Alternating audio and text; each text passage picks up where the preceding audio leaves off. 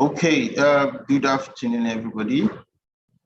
It's nice to have you here, and we'll be starting the webinar in a bit. We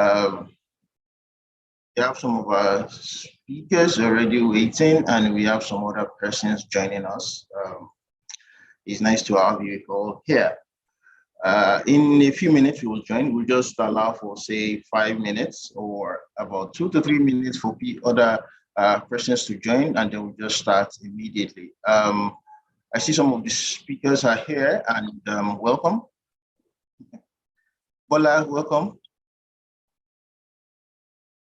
Bola, your microphone is on mute. Okay. Hi, I'm so sorry about that. How are you? How's it going? How are you? Good. Thank you. Nice to meet everybody on the call already. All right, that's fine. So we'll get to it. You'll get into it in the next 2 to 3 minutes. Just before we do that, I'm just going to mention we are also streaming live on YouTube, and we also have 1 or 2 members of the press as part of this, the meeting. So, Aramide, welcome. I see you. Thank you, Ayokunle. Good morning. Good morning. It's afternoon here. It's afternoon. We're not sure where you are, especially when you're multinational. Okay. Could you please confirm you're on the call? I see you on the call, but I just want to see you on the call. Gonju, are you there? Yeah, hi. Hi, Gonju. Nice to have you here. Sheye, I hope you're here. Sheye, please confirm you're on the call. Yes, I am. Good afternoon, everyone. I'm here. Oh, thank you. Thank you very much. So I think I'll just, since we're waiting for people, although we have already about 20 persons on the call, I'll just go straight into introducing and giving some sort of background to why we're here today. Let me just allow, because we have, okay. That's fine. So basically, welcome everybody to this webinar being organized by Kaizen Academy. The webinar is to discuss the Great Resignation, passing phase, or we're looking at it whether it's a passing phase or is redefining work culture. And to discuss this, we have some exceptional brains, some distinguished faculty, which I'll be introducing in a bit. But before we go into the panelists, I'll probably I'm sure that we have all heard about the Great Resignation. It's a buzzword, and it's been with us since the end of the COVID pandemic. Well, it's not exactly at an end yet, but since the lifting of the lockdown. And for our Nigerian audience, there's also the issue of the Japa phenomenon, with the month of September and January being considered transfer windows, where a lot of employees will resign for pastures anew. And there have been similar concepts, showing the dissatisfaction of employees. There have been similar concepts, HR concepts that have evolved since then, one of which includes the silent quitting concept. Silent quitting basically involves the staff mentally withdrawing and showing a lack of commitment to the organization. What this then tells us now is that it's no longer business as usual, and employees are no longer willing to put up with old HR practices. And with the introduction of the Gen Z into the working class, then that means you now have a working class that is not willing to put up with unwholesome HR practices. Now, the question and what we'll be spending time discussing today is what your organization is doing about it and how you're mitigating its impact. Whilst you might be forgiven for thinking this is majorly an HR discussion, but it's also a conversation that management team and managers should be having a conversation about as it impacts the organization as a whole. So to discuss this topic, we have an exceptional panel. We have I'll be introducing our first speaker to discuss this is Oluwakemi Akinobi. Oluwakemi Akinobi ACIPM MSCHRPL. Oluwakemi is a career coach, influencer, and author who believes in the power locking in human potential, and that there is always room to deliver excellent results. She's a dynamic HR practitioner with over 14 years of cognate experience. She started her career as an HR generalist and has carved a niche for herself in career development design to help individuals chart a course in their career and life's journey. She's a trailblazer, a self-starter, an analytical professional who loves to meet people, exchange cultural values, and leave a positive impression. She currently provides HR services through HR Springboard, a company she pioneered and founded, and which is based in Georgia, United States. Welcome, Oluwakemi. Oluwakemi, are you there? Your microphone is on mute, although I see you're here, but you're muted. Okay, so can you hear me? Can you see me? Yes, we can now. Welcome to the program. Thank you so much. Unfortunately, Right, I had a call this morning, so I had to be somewhere. So I'm in transit as I speak. But I hope that I will be able to drop 2 or 3 points during this session. I'm so sorry that this had to come up. Okay. Okay, that's fine. Oh, that's fine. Right. Thank you, Ayokunle, for this opportunity, and good morning to everyone who is online this morning. Thank you, Kemi. And thank you so much. It's nice seeing you after a very long time. All right, thank you, Kemi. So the second part we're having to discuss this is Aramide Nwoke Dioko. Aramide is the Group Secretary and Head of Legal for CFAO Nigeria. CFAO is a French conglomerate specializing in automotive, fast-moving consumer goods, healthcare, technology, and energy sectors. Prior to taking a new role, Aramide spent over a decade with one of the top law firms in Nigeria, Banwani Godalo, practicing different aspects of law. She was involved in some of the biggest acquisitions in the fast-moving consumer goods and banking industries, including the acquisition of Chi Limited by Coca-Cola, the acquisition of Dangote Flour Mills by Olam International, and the divestments by Amcon in the three bridge banks, Enterprise Bank Limited, Keystone, and Mainstream Bank Limited. Aramide has authored many articles in leading law publications and has delivered several presentations on diverse subjects. She's a member of the Nigerian Bar Association, the International Trademark Association, the Institute of Chartered Secretaries and Arbitrators, UK and Nigeria. Aramide loves challenges and enjoys environments. Where no two work days are exactly the same. Aramide is an alumnus of the Queen's College, Yaba, and University of Lagos. Welcome, Aramide. Thank you very much, Ayokunle. I'm happy to be here. Thank you. Also to join us in discussing this is Omobolale Imafidon. Omobolale is an associate member of the Chartered Institute of Personal Development, CIPD, United Kingdom, and an alumnus of the Lagos Business School. Omobolale is a seasoned HR professional with over 14 years of experience in the financial services sector in Nigeria. She is currently the HR administrator for Focus Care Link, United Kingdom. And before she joined Focus Care, she was the head HR and administration for Coronation Registrars as part of the Coronation ecosystem. Omobolale will give you some perspective of the United Kingdom today. Omobolale, welcome, please.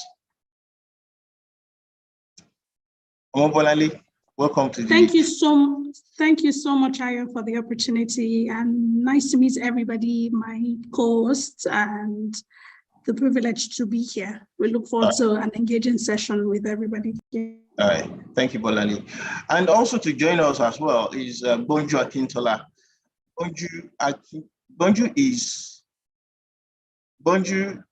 Bonju Akintola is a certified leadership and performance coach.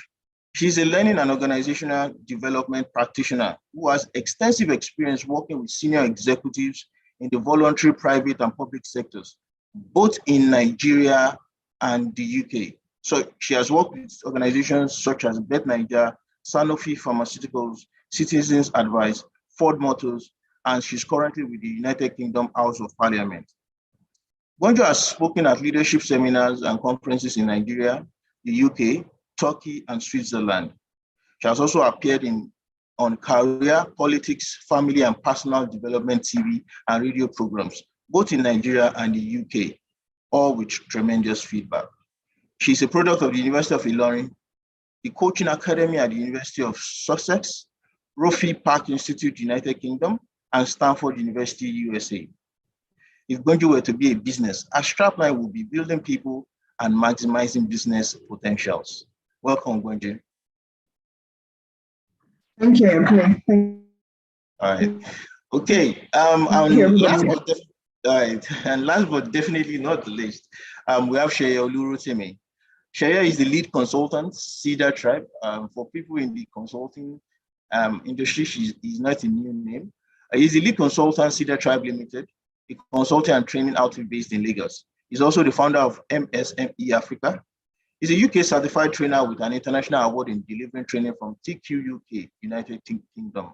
He also has a life coaching certificate from the New Skills Academy, United States, and a certificate in entrepreneurship and innovation from Scalabio. He's a council member of the Association of Professional Facilitators and Trainers in Africa. He's also an international partner of the World Business Angel Investment Forum. Sheye is a fellow of the Institute of Brand Management, Nigeria. He's an associate of the Registered Practitioners of Advertising of APCON, and also an associate of the Nigerian Institute of Public Relations. He's a member of the Association of Communication Scholars and Professionals of Nigeria. He's a faculty member of the African Franchise Institute and Innovation-Driven Entrepreneur Academy. Sheye also holds mentorship roles with the Tony M. Lumelu Foundation Entrepreneurship Program, the Cherry Blair Foundation, the Mentoring Africa Foundation, Leap Africa SIP, and content partner of the Faith Foundation's MSME Hub. Sheye has provided training facilitation to major corporates like the NNPC, First Bank, Nigeria Interbank Settlement System, Airtel, National Insurance Commission, BFD Group, Nigerian breweries, amongst others. Welcome, Sheye, to discuss today.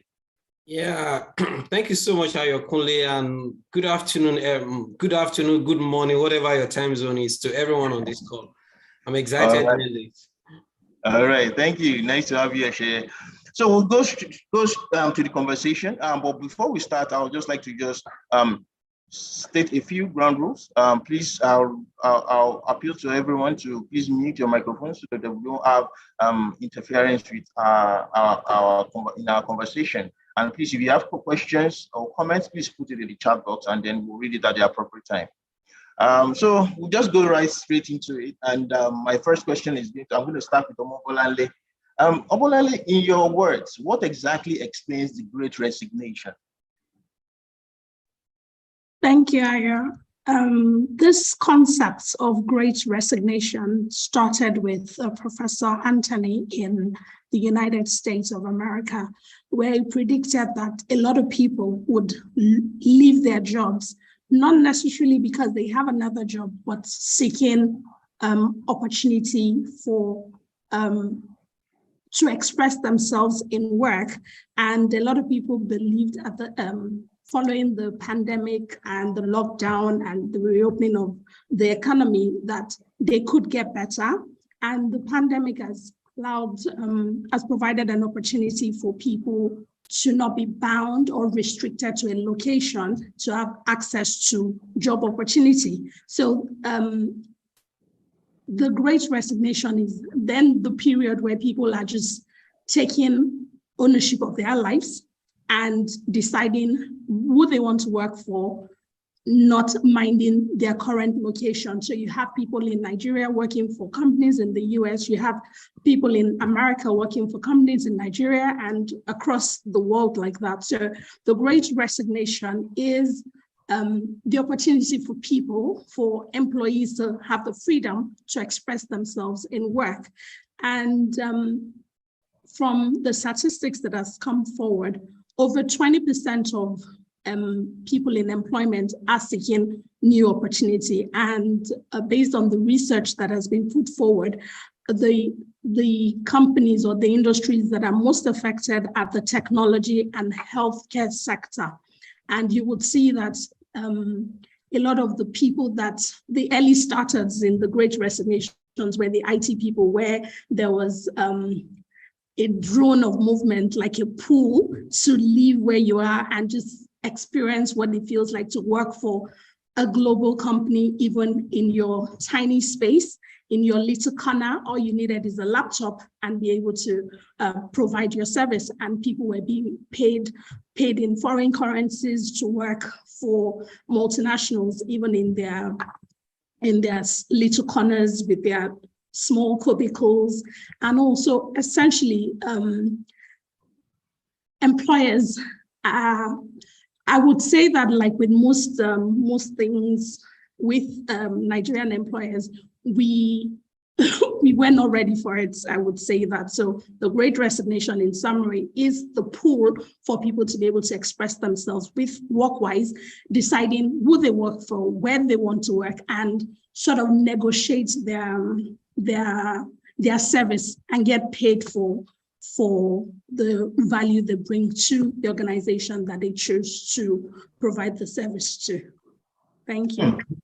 Interesting. So I take from what you have said, like the overriding motivation is to take charge of your life, which is basically not something that previously, was something people did. Now, you've spoken about the fact that there was the first set of movers were the tech persons, and for somewhat it coincides with when we started remote working and remote meetings. How much of an impact would you say remote work has had on this movement? It had a significant impact on employees. With a lot of, when the remote work started, a lot of people didn't understand it. People were wondering. Some companies offered to pay for the space that you used in your home to provide the meetings, or to be able to provide the service that you were being paid for. Some employers took the liberty of saying you needed to work more. So meetings were being called at odd hours because you're home. So they feel like you didn't have any other thing to do with your life other than provide a service. And some other employers were considerate in their demand for your time, but by and large, it's had significant impacts. And people have asked themselves, if I can provide this service in my little cubicle in my house, or on my dining table, or in my bedroom, or my bed, why do I need to physically go to work for anybody when I can do the same thing and even achieve more while at home in my cubicle? And that really, for me, was the turning point for most people, thinking, if I can provide the service in my house, why do you require me to come to work 8 to 5 every day, driving through traffic and all the hassles that comes with driving on the road, or being in contact with people on the tubes and everything. So a lot of people started redefining what work meant to them, and it has impacted or reinforced the Great Resignation, in my opinion. Thank you. Beautiful. Now, that's interesting. So basically, I'll say that. So from what you said, people have now had to redefine basically what work now meant to them, the priority they'll give to that. Interesting. So I'll come. My next question is going to be to Aramide. Aramide, you work with a multinational with access to different persons and different cultural values and different mentality. And even though you still are domiciled in the Nigerian office, I want to ask from your own perspective, why do you think the Great Resignation is happening now? What are some of the reasons you feel from your own perspective people are resigning their jobs and looking for pastures anew? I've mentioned the issue of the introduction of Gen Z into work. Do you think it's something that has to do with the age demographics, or do you think it's something that has nothing to do with that? What do you think are the reasons for this resignation? Thank you, Ayokole. So I always say something that the pandemic, it just didn't come to plague. It came to disrupted our way of life, our ideas of normal, our financial planning, our career aspirations. You know, the lockdown period forced families were forced to stay together. Husbands, wives had been so busy and leaving their families. Everyone was forced into the same room. People were forced to rethink their lives. And I think that period, people just generally thought, okay, this can't continue. I can't continue to live my life this way. Something needs to change. And I guess abroad, people lost their jobs during the pandemic, and as it was nearing an end, employers expected employees to rush back to work. But then employees said, wait, no, something needs to change. I was at home during the pandemic. I was working, everything was fine. Nothing fell through the cracks. So why can't I continue to work this way? Some people thought, no, why do I have to spend the rest of my life just working at a job I really don't like? There needs to be more. So it forced us to think, and it forced us to break out of some shell that had been keeping us locked in the cage. But I would say that really applies for the people overseas. In Nigeria, unfortunately, we don't have that luxury in Nigeria. So in Nigeria, I wouldn't even call it a great resignation, more like a great migration, a great, the CEO of Sterling Bank called it the great escape. Because Nigeria, we don't, with inflation at almost 19% and it's expected to remain elevated, the poverty levels are high. Purchasing power is very weak. We're not, there are no jobs. Currently, statistics say that unemployment rate is nearly 33%. So in Nigeria, there's no great resignation. And if anyone should say, oh, there's a great resignation, I want to resign, they're on their own and they'll be out of the job.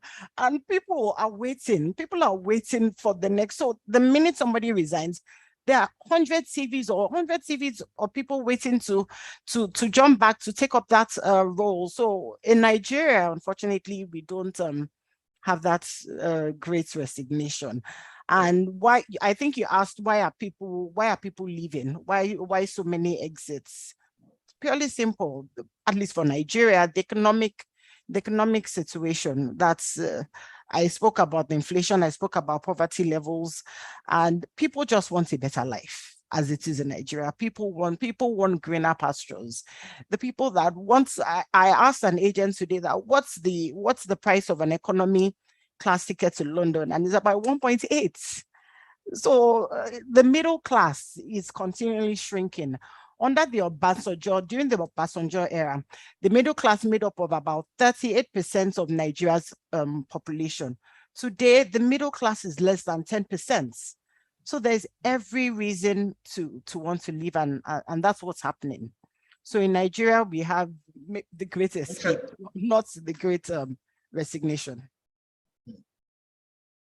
Okay, I'll still take you up on some of the things you said, which is basically to say that okay, what we have is the great escape, which I still think is still going to impact the resignation, because before you escape, you have to resign.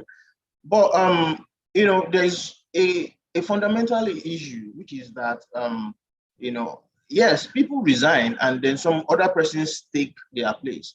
How does it impact quality? In terms of, the persons taking their place were already, in the pool before the persons that had to leave left. So whilst you might say, yes, a lot of people can take over, does it not impact the quality of manpower over time? Certainly it does, which is why they also call it the big brain drain, because you also see that it's mostly the skilled workers and mid-professionals between 30 to 45 that are also moving. And it's all the top people that find that, oh, rather than suffering here for this little salary, I can get a better job overseas. And it's dipping because organizations are focusing on their talent, those so-called talents, and these talents are moving without training the others. So you find that the people that are left, there's this huge gap in huge gap in the quality of work, huge gap in quality of service. I mean, even in the health sector, for instance, the doctor-patient ratio, the recommended doctor-patient ratio by WHO is 1 to 600. In Nigeria, we currently have 1 to 5,000. So tell me, how, just looking at that statistics, how are they able to even provide proper service? So yes, it definitely has a direct impact on quality. It has a direct impact on even the people that are left behind, their ability to deliver the good skills, quality service. It definitely has that direct impact. And Nigeria is definitely feeling it at this point. Interesting, beautiful exposition there. So I'm going to go next to Kemi. Kemi, you practice and you provide HR services in the United States. From your experience and from what you have seen as for the Great Resignation, would you consider the Great Resignation a global phenomenon? All right. Once again, good morning, everyone. And thank you for the contributions that the other panelists have made. And well, like Mbalali said, that this concept started after the post period of COVID. And you would agree with me that in the US, we had a greater impact of COVID. And like Haramide said, that after that period, people began to have a rethink, to say that for the fact that I was able to spend 3-4 months with my family and I'm not dead, you know, and I've been able to understand that there are other things I can use my time for. So people began to drift into what we see as entrepreneurship in the US. People have started drifting from the fact that I can do 3 hours with my boss and also go on my own business. So for me, in the issue of the Great Resignation is a phenomenal thing. It's a global thing right now because everybody is feeling the heat. You know, like Aramide said that there is none in Nigeria, but in other ways, we have other impacts here in the US. Why? Because people now want to live their life. They've seen that there is something I have always said, that life is the life rated. You know, people just feel that right now, life is short. And the rest of the days I want to live well. I want to achieve my dreams. So people are having different career decisions at this point in time. And in the US, the concept is actually changing right now because people always say that customer is the king. But right now, the employee is the king right now in the US. Why? Because everybody wants to live their life. They want to do whatever suits their family needs. Now people are already bargaining for jobs that would make them spend more time with their family. And it's unfortunate that this is not just to derogate a particular race, but you know, here in the US, people will say that the Black Americans don't like to work, you know, and the cost of the job falls on either the white set of people or people who are coming from Africa like us, who understands that we need to work. So and now employers are finding it very, very hard to lay hold of an employee to say, okay, they're going to spend the next 5 days or 5 years with me. And at the point of onboarding, even the employers are scared because they will ask you questions. Are you willing to stay for the next 2, 3, 4 years with us? Because they know at the end of the day, when people get better offers right now in the US, they move. So this concept is one thing that is very prevalent right now in the US. And I think it's a global thing, you know. And I'm sure that Bonju can give us more insight, you know, from the area of, from the UK and Europe and even Bolanle as well. It's a global thing. And it's something that we have to live with right now. I don't see it, for me, I don't see it as a passing phase. I see that some that will last for a very, very long time. So it depends on how we want to fit our life into this particular concept right now. Thank you. Beautiful. Thank you so much for that. And I've learned a lot about that. And quite frankly, I think I can relate with the new approach towards employees. Now companies are beginning to understand that employee is king. And I've had a lot of strategy practitioners also say that make the employee happy and you make the customer happy. And so there's an increasing understanding of the criticality of the input of the employee. So thank you so much for that. You've also said something about the fact that people are they're spending more time with their family, and which is something also Aramide did mention. Now, the last few years have seen a lot of migration in terms of families migrating and all of that. Do we then say that it's also something that is directly also responsible for this in terms of family considerations and family migration? Kemi, still on you. Okay, I think the impact of this migration is falling more on the Africans right now, because a lot of people want to move. Of course. And people are trooping in. But the most important thing that we must understand is, even for people who troop into the US or the UK, you must understand that we must have a basic platform to excel in our careers. So at the end of the day, people are not even actually doing the thing they desire to do. You have left your country, you have left Africa, you were a bank manager, and you come back, you come into the US and you start washing plates in the restaurants. Do you understand? So for me, I think people have left that concept. Yes, it's good to leave Africa, but for us to fit into the US or in the UK, we must understand that we must balance our qualification with what is pending right now.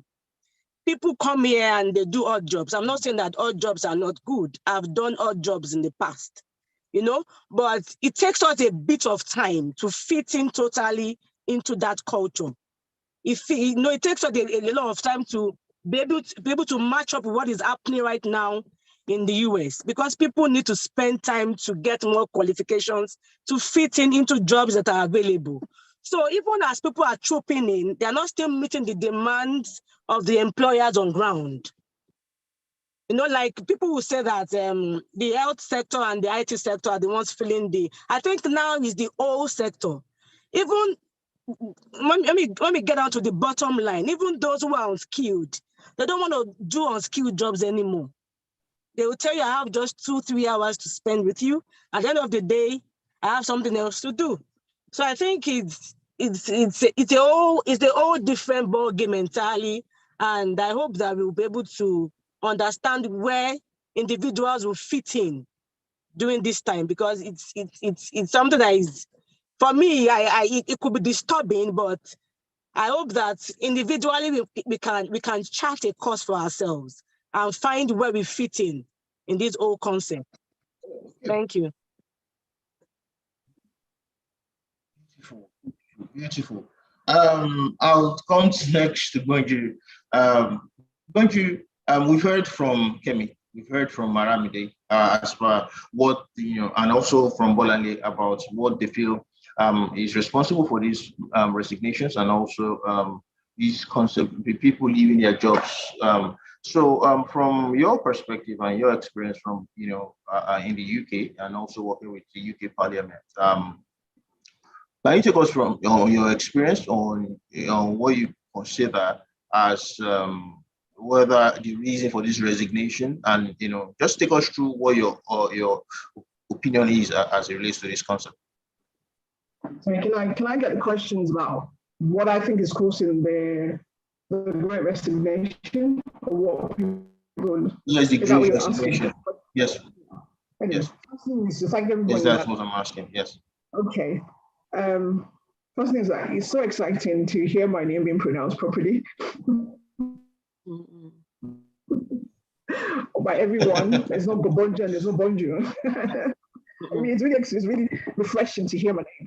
So yeah, a lot has been said that I do agree with. I think the basic thing, as you said, is after the pandemic, the desire for people to have a better work-life balance, which before we used to say was impossible, but I think it was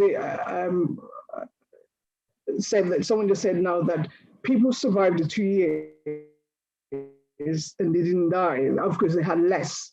But it isn't just that. I think it's the fact that priorities had to be reset, and they realized the importance of that seeing the family. I mean, I hear people say things like, I will never take a job where I do not get to walk my children to school or be home to receive my children. I'll never take a job like that. There's a survey that says that there's an increasing number of mothers who would prefer not to work at all. And that came from having the opportunity to see your children, to wake up with your children. And so it's quite interesting here in the UK, because I don't know how many of you have tried to travel, to try to travel to the UK during the summer holidays, that the Heathrow actually capped flight to 100,000 people per day, because there were not enough people to handle. There are not enough handlers. They had no flight attendants, because during the pandemic, when they laid people off because they weren't making money, these guys became ambulance drivers. They became shop delivery van drivers for home delivery, and they had better work. And these are guys who normally would be working 4 a.m. flying at those old hours, finally, so that they could actually get good pay and still keep that balance of being at home, not far from home. And so same with the service industry, same with the hospitality industry. So now when he's going to say, all right, now I've got jobs for you, say, no, I don't want that job anymore, because I've got a better life now. And I might not even get as much as I used to earn, but this life is better. We've heard about health. We've had people who have to reduce medication because they've been able to change the way they work. So it's a big revelation for people, and I think that's one of the reasons why people are saying, like, now I'm leaving any job that's not going to offer me this opportunity. I am not leaving in it. I'm not saying it. The second thing is that is a need for a desire for better pay and working condition and culture, and that differs a bit. And that's interesting when I compare here with what Aramide said about the inflation in Nigeria and the poverty. Because what we found out, I read a report that says that UK right now is having the highest level of inflation since 1982.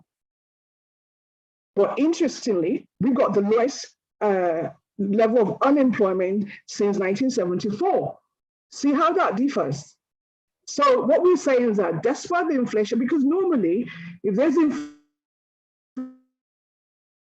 inflation, then comes the risk of recession, and people start to be careful about changing jobs because there's always last in, last out if there's a problem with it in a company. But now people are not even bothered about that anymore. It's not stopping people from moving. So it's interesting to see the difference in the two countries. So people are looking for professional career development, and that's what we're hearing. A lot of people are going to, if they're not going to invest in me, but I'm not important enough for you to invest in me, I'm leaving. Respect and recognition, fulfillment at work. People are no longer ready to say work where they're unhappy, but because they've got to put food on the table, they are going to stick the job. So people have got to the point where they're like, I will take the risk. And the third thing that comes to mind is about the culture of an organization. And I think that is one thing I'm very passionate about, and an area I focus on, about culture, especially culture of belonging. I mean, we're talking of Generation Z. I've got a son, my son is of that age. I need to get a job. He's got this mind-made, mind-made training job in a phenomenal international firm. I'm not going to mention that. When he got the job, I was like, oh my God, this is so good. And I was saying, I'm going to come to work from here, for here. But in the last 2 weeks, he's seen politics. He's seen things that's made him cry and come home and say, Mom, I can't believe this is the same place. So the culture of belonging is important. Now, my MSc was, my dissertation and research was on how do we create a culture that enables belongings for Blacks in the workplace. So I focus on Black people in the UK, but it's the same principles. And I came across this quotation that says, because we talk a lot about diversity and inclusion, don't we? The diversity is inviting me to a party. Inclusion is inviting me to dance. But belonging is me feeling free enough to dance. So how do you as an organization, so if I come to an organization this day and age, I don't want to be on the balcony watching you dance and not feeling, I say, come down. But saying come down to me is not enough. I want to feel everything, your systems, your policies, and encourages and makes me believe I can feel free enough to come down from the balcony to dance. So do you understand? So people are looking for areas where organizations where they can feel that sense of belonging. And because the atmosphere is right, because there's opportunities, people are taking it.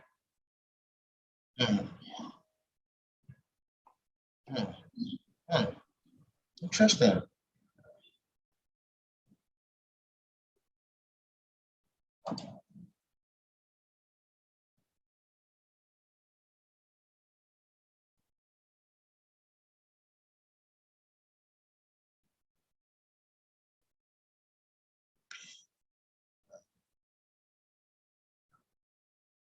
I don't know if I've been lost. I don't know if it's my network or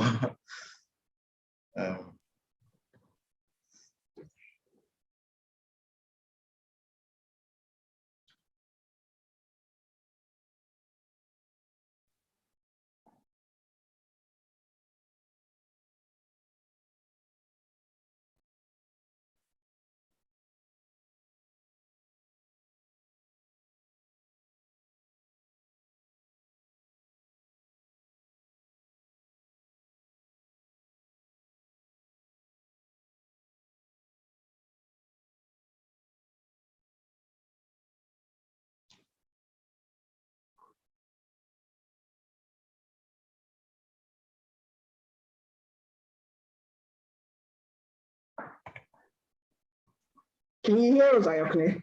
Oh yes, I'm back. Okay, I didn't know at what point I went off. I just noticed that a lot of you were frozen, so I realized that the problem was from my side.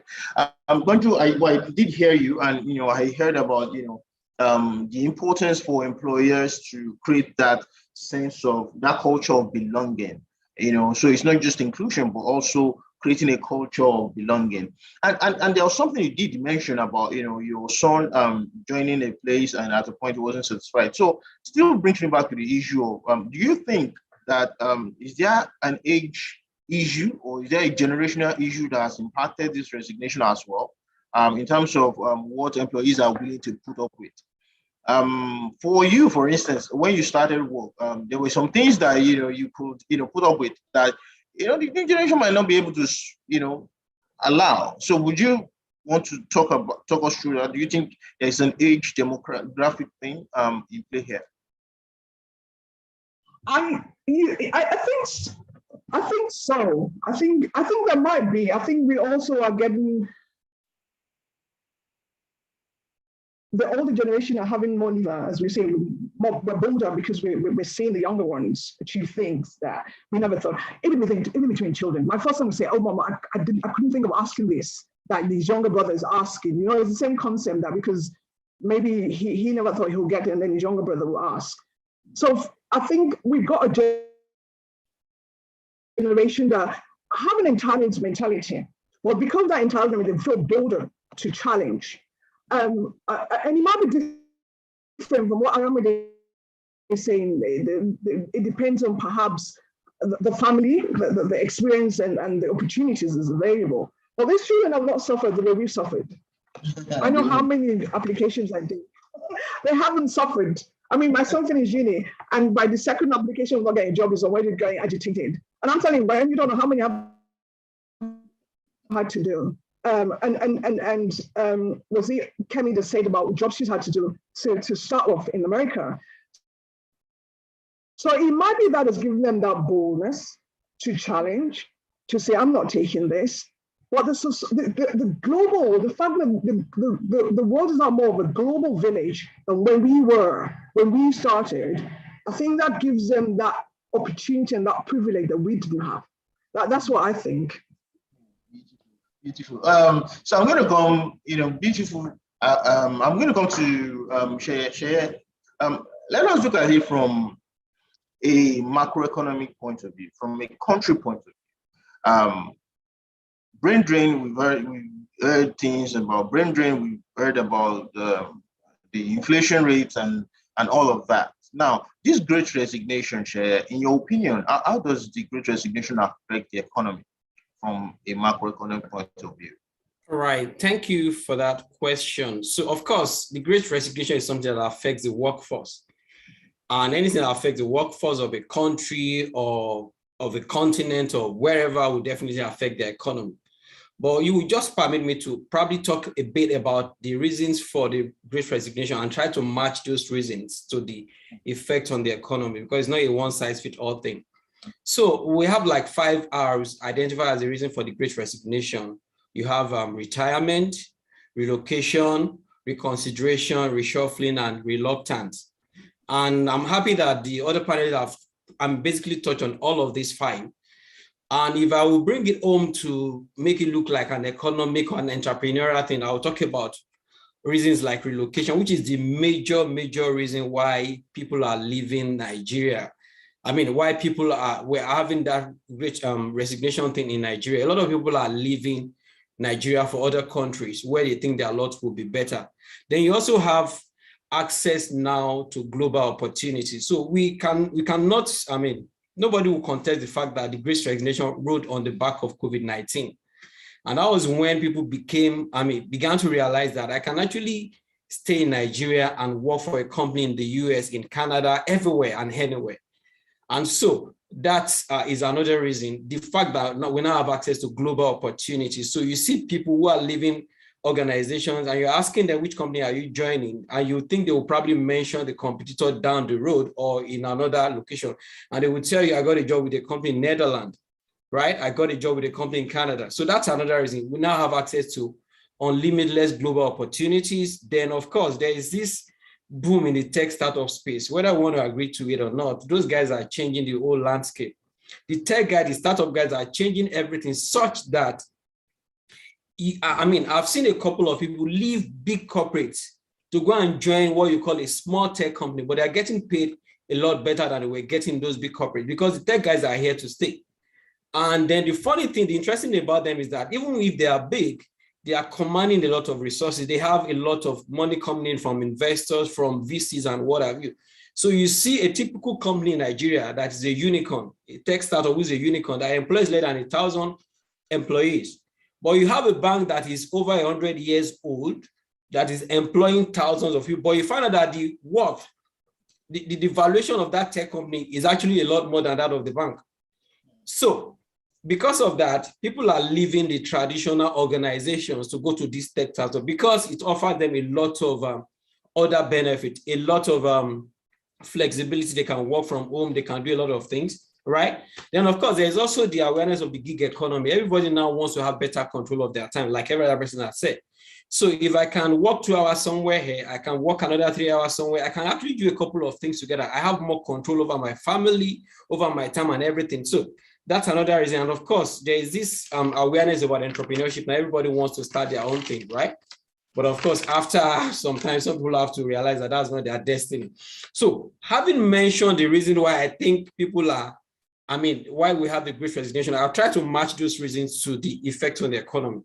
So if people are leaving because, if they are leaving because of JAPA, right? If they are leaving to go to other countries, that's brain drain, like you rightly identified. And that is a negative for the economy because it means that we are losing our best hands to other countries. And then, of course, we also know that the economy is the sum total of what's happening to organizations and individuals.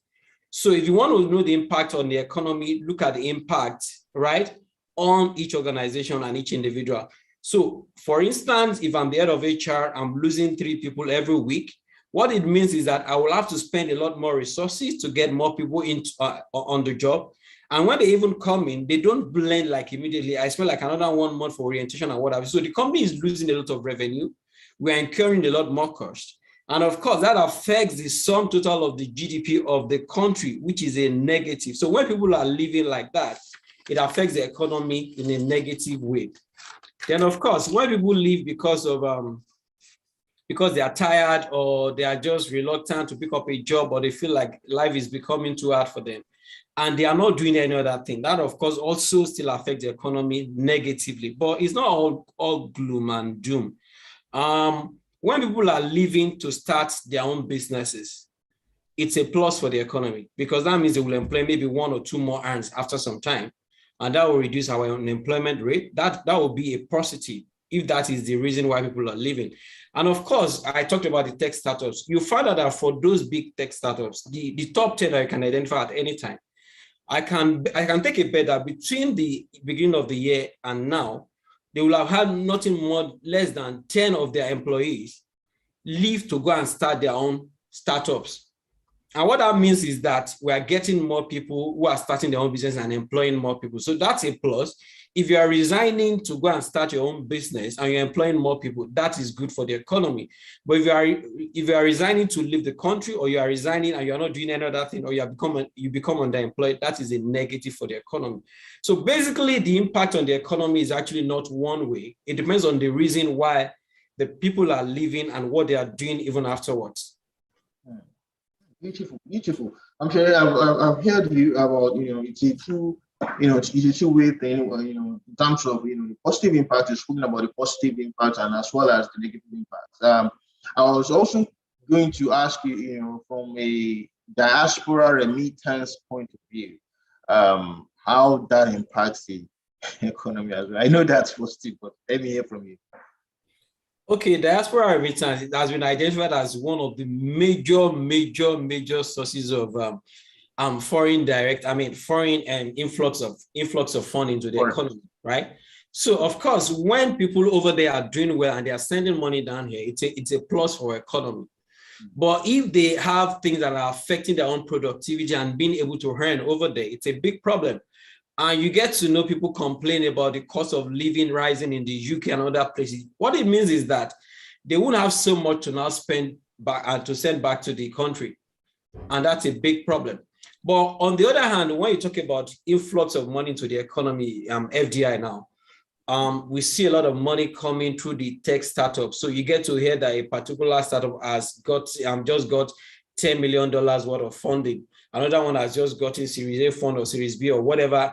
And so those monies are coming into the business spaces. But when it comes to what individuals are sending into families, I think it's shrinking because their own cost of living are rising over there too. And so that means they have less money to send down to the country and to Nigeria. Interesting. Interesting. Okay, so I'll come to Aramide in terms of, we've heard Sheye say things about negativity and the negative impact it has, the resignation has on employers, and significantly, the extra cost it gets to replace the employees that are resigning. So now, from a legal standpoint, how is the legal person, the head of the legal function, able to assist management to stem these exits? Are there controls from a legal perspective or from a legal angle where that can be implemented, or some sort of legal controls that can be implemented to stem these exits? Well, as far as I know, there are no controls. Excuse me. Employment relationships are basically governed by the law of contracts, and as under Nigerian law, and I bet under other laws as well, contracts can be freely entered into and exited from so far the provisions are complied with. So there are no legal controls. But what can be done, and it's not it's not from a legal perspective.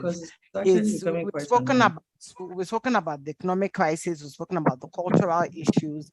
It's how employers respond to all these issues that will determine whether they're creating that safer environment that would at least, because employers would always leave, but at least will make it difficult for some employees to want to leave. So from the legal perspective, and just to answer your question, you can't force someone. You can put controls. Okay, beautiful. Thank you for that. Before I go to the next question, I'd just like to inform everybody. We have the chat option. Please put in your questions, put in your chat. Please have conversations around what is being discussed. If you agree with any of the speakers, please let us have your view. Let us get feedback from you so that we can have an interactive session. So my next question is going to still back to Sheye. Sheye, now that we know that people are looking to move and people are looking to resign from their roles, what do you think senior management and leaders should be doing to minimize this exit? I'm aware that we have some leaders and managers here. What would you think should be some of those things that senior management and leaders should be looking to minimize this exit? Okay, I think basically we'll be able to identify the fact that people want to have more control over their time and over their lives. They want to have more work-life balance. They want to be able to attend to their families, which COVID-19 afforded them. And they saw how sweet it could be to spend time with family. So I've seen people go on a salary cut, right? Because the conditions of the new job they are picking up are a lot better. So I think one of the things that management should do and HR managers should do is to introduce a lot more flexibility. I still find it very funny that people still want you to report, in the office like every day when it is not totally necessary to do so. I was talking with someone last week. Everybody that works with me works from wherever they are. Some of them have not met them before and they are productive, but some people still want to see your face. I don't know what it means. Like this Monday when it was raining like anything in Lagos, I was trying to imagine that somebody would leave like Ikorodu and travel down to Lekki because he has to go and resume a job. That if he had stayed back in his house, he could have done a good job and then still deliver. So let's have a lot more flexibility. Don't always insist that people have to show up in the office every day. That's number one. Then number two, let's have some more motivation. The economy is really, really a lot. It's not getting funny anymore. Inflation is actually, we'll talk about 19%, but when you actually go into the market, you might actually probably want to say that the inflation rate is a lot more than 19%. You buy something for 1,000 naira today, next week is 1,500 and what have you. So they need to improve on the welfare package as much as possible if they can do that. And if you can't increase salaries, help people save costs on transport by asking them to work from home where it is possible. That's also some sort of welfare package for them. That's some sort of motivation for them. And of course, create a room for regular feedback. A lot of time people leave because they have bottled up a lot of things that they thought were wrong in the system, but you are not allowing them to talk. I know staff of a particular organization that could not complain about what was happening. But if you go to Glassdoor, what do you call it now? Glassdoor, you see what they write about the organization. So do you want people to go and complain about you on Glassdoor, or you want, when there is a Twitter and when people are talking about bad places to work, you want them to mention your name there? No. If you create a good platform for feedback within the organization, you might actually get to know what are the pain points and what people are complaining about.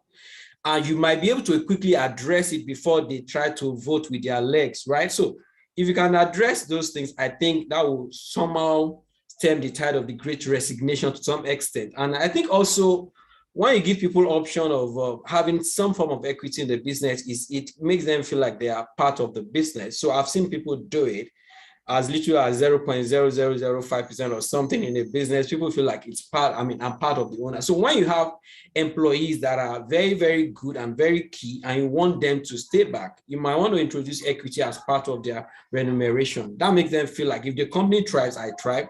And if the company goes down, I go down. So I want to put in some more, and I'm not thinking of, just leaving by the time I get the next an additional 20,000 or 100,000 to my salary, because now I'm part of the business, like I own a part of it. Beautiful. Thanks so much for that, Sheye. You said a lot, and but I want to look at what other companies are doing. I like some of the things you've recommended, but from the US, for instance, Kemi, I'd like to know, for instance, what companies are doing. How are companies responding to stemming the tide of the Great Resignation? Are they beginning to have they started putting measures in place to stem the tide? Kemi, can we hear from you? All right, thank you, Ayokunle. Well, for things happening in the US is not actually a peculiar thing to us. Is that, like I said, it's a global thing. And a lot of times I've seen organizations do different stuff recently to ensure that they still keep their employees, in their workplace. I've seen organizations investing more in technology. One major thing is technology. Now, they are not even weighting it down at all. The investment is huge because they realize that at the end of the day, if I can't get to have you in the office, then you can actually work, from home and be flexible with it. And even now, organizations will even send you your work package at home before you resume to work. And for me, that is one huge thing that I've seen them doing in the US, and also providing work flexibility. The modalities of work in the US or in the UK is different from what we have in Africa, where we do paid employment. In the US and in the UK, you pay as you go. You do 2 hours, you get paid for 2 hours. You do 3 hours, you get paid for 3 hours, And is maybe for very few organizations, you see them doing the paid employment, the paid salary at the end of the month. So, and for that kind of salary structure, it has helped employees to be able to do even 3 jobs at the same time. You see, I have a friend that works from home and he works for 2 organizations at the same time. And I keep asking, how do you do this? They tell me, I'm at home. I work from home. So employers now provide this, what we call the hybrid workplace, where you come 2 times to work and 3 times you're at home. So I think employers need to be more flexible, like Shaya said. Now the employee is king, and let's be honest with ourselves. If we are not showing empathy at the end of the day, to be able to say that you can attend to some family functions while you are doing your work, then we're going to shoot ourselves in the leg, because people want to face their lives. And like Shaya said, that human resource managers at this point, it could be a doubting task for us right now, because we are at the center of everything. We want to ensure that work is going on well, and also satisfy our employees, and also the employer that has employed us. So it's a tough task for us. But at the end of the day, it is what it is right now. We must ensure that we are able to fit into what we, the tide right now is very high. And we must be able to swim to say, okay, at the end of the day, I'm fine. So now, even here in the US, organizations now provide even gym membership for their staffs. People bargain gym memberships right now because they want to take care of their health. Yeah. So the bargaining power is becoming very different. People now offer crash services for mothers who have given birth, and to tell you, okay, while you are at work, you can actually attend to your baby. So I think employers should be more flexible, and let's find a way around it. I always tell some of my clients that you can't be tough at the end of the day. Yes, it's okay, because sometimes the employees will want to drop the ball. Sometimes they want to just, do whatever they like. But at the end of the day, work must go on. So I would say that a lot of things, some things that even it has not become normal to us. When I hear of some bargaining power that some employees have right now, I begin to wonder, these people are smart, and people are actually thinking outside the box. They want something that will satisfy them, and they want to just be happy. So that is the trend in the US right now. Beautiful, beautiful. I'll just take, part of what you've said about flexibility, empathy, which is also what was echoed by Shaya as well. So I'm going to come straight to Omobolale. There has been a concept, in discussions as a way of solving, or stemming the resignation that people are talking about, great raise, about, maybe raising the salary, massive raises as a means to, curtail these resignations. Would you consider this a good approach, or what do you think the Great Race is going to have on the Great Resignation? Thank you, Ayo. Like a lot of people that have echoed the sentiment, for a lot of people, is beyond money, is beyond salary. There has to be more than just salary. You can't treat me badly as an employer, and because you're paying me so much money. In this time, it doesn't work. You can pay me more money than the next your competitor or even somebody in a different industry.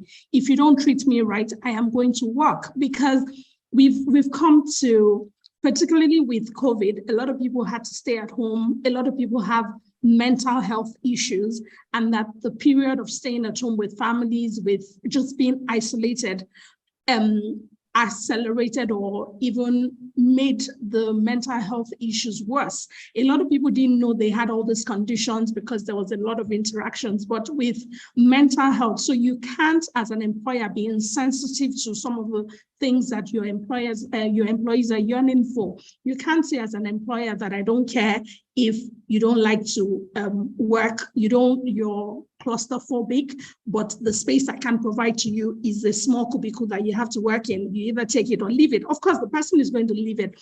Particularly in the UK, a lot of people, I work in the health and social care sector.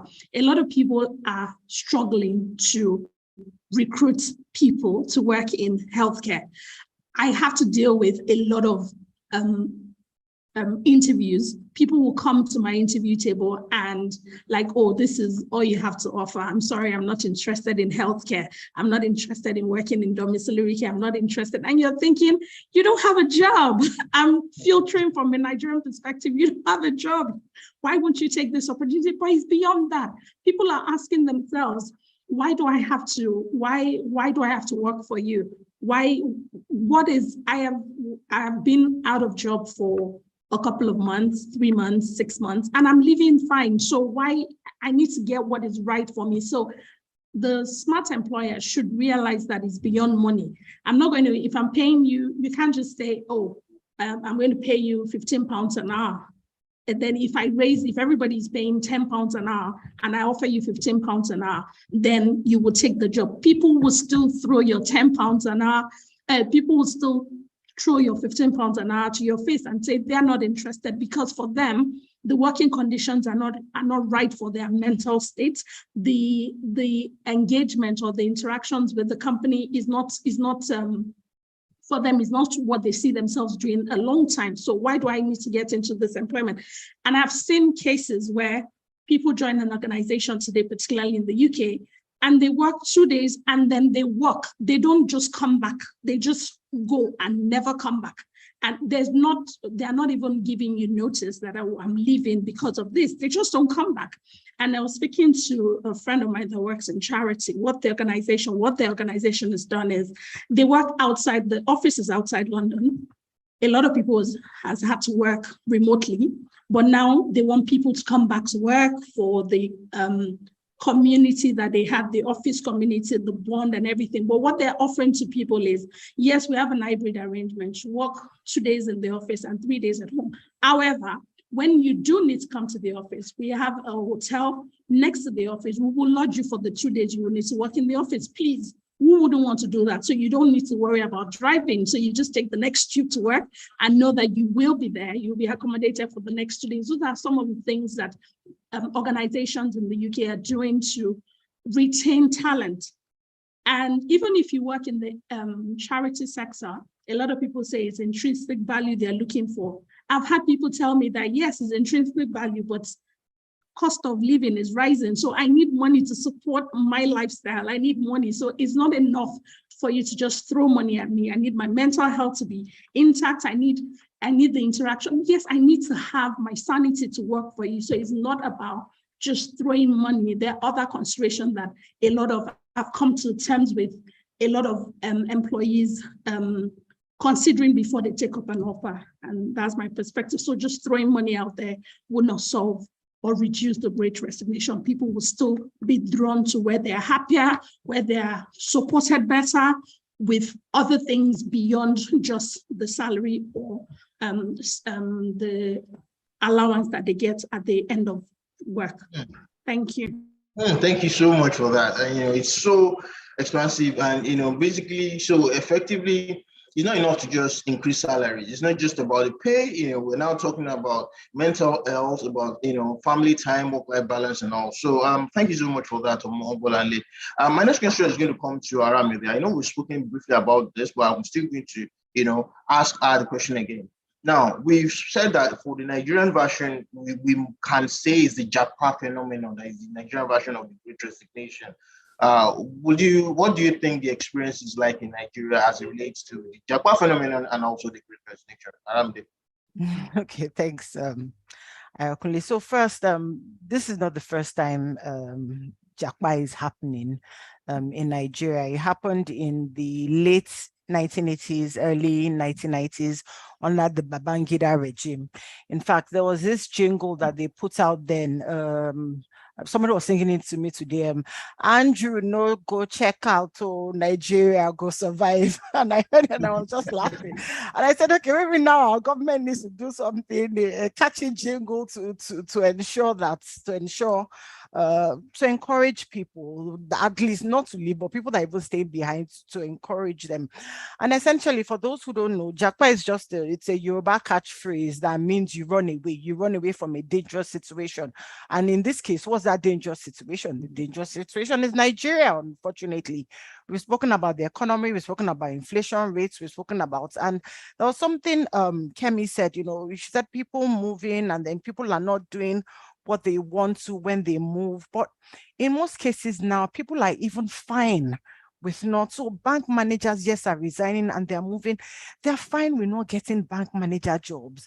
They're fine with, say, working at the supermarkets, the Walmarts, the Asdas, because they know that even when they move and they're working, let's say at some Asda, a supermarket chain or something, they would still live in a decent environment. They will still have 24 hours lights. They will still be able to afford the basic things that will give them at least a standard way of life. Their children, more importantly, will have access to good schools. They would have access to better opportunities. So why not? Why not? Why are we staying back? I was with someone this morning and I was with a nurse this morning and she was saying, even her colleagues keep on asking her that, why exactly are you staying? Her colleagues that have moved, why exactly are you staying? And with Brexit, the UK has opened up, they are taking in more people. People are moving and getting good jobs. Yes, people are getting the McDonald's and all, but people are getting very good jobs. I know someone that used to be a secretary, moved to America in the last 2 years, and he did courses and courses. He has bought a house. I mean, this is not everyone's story, but the fact is, people want a better life. People want something better for themselves. And even if they can't get something better for themselves, they want something better for their children. Hence this Japa movement. So I think the pandemic lets everyone saying, okay, this can't continue. There needs to be more to life than this suffer head that we go through every day. Some of my colleagues at work, for instance, they spend 4 or 5 hours in traffic every day coming to work. Whereas they can go somewhere else, get a remote job, stay at home, work from home, or just go somewhere where some economy works. And things are not looking better.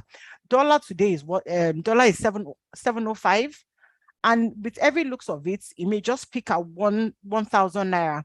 And this is a country that is largely dependent on imports. So where exactly are we going? So for now, yes, we're still in this Japa movement. People will move. People will continue to move as long as the economy continues to remain like this. And so far, we don't have presidential aspirants.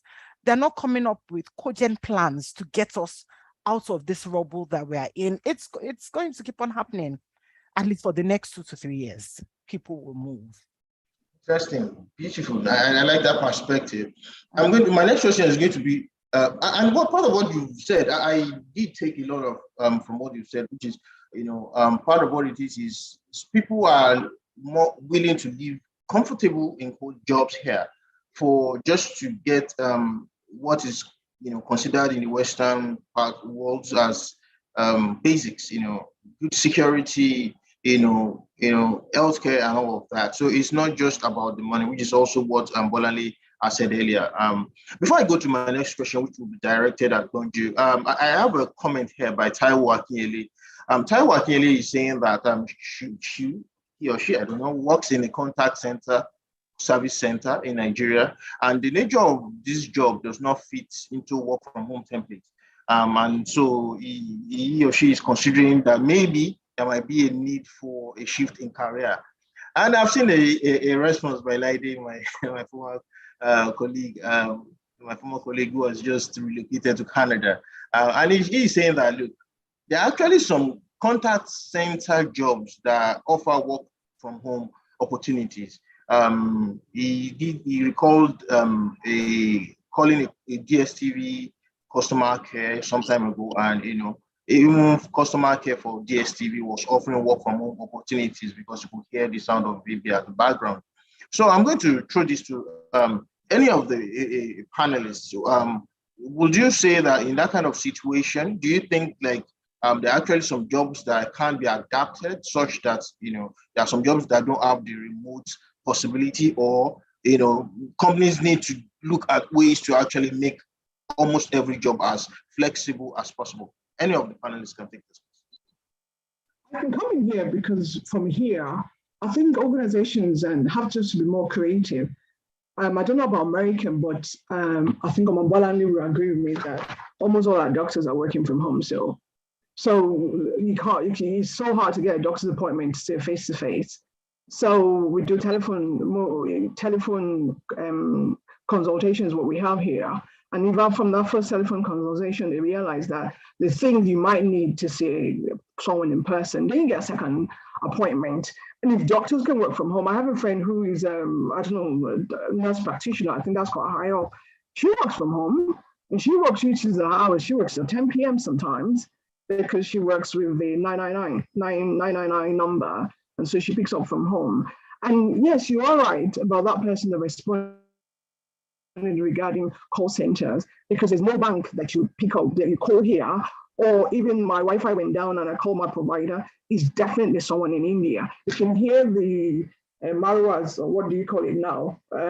Used to marwa when I was in Nigeria. You can hear the sound outside, this, and what happens is when you call in, and the automated response on the phone, you say, our employees are working from home, so be patient with them.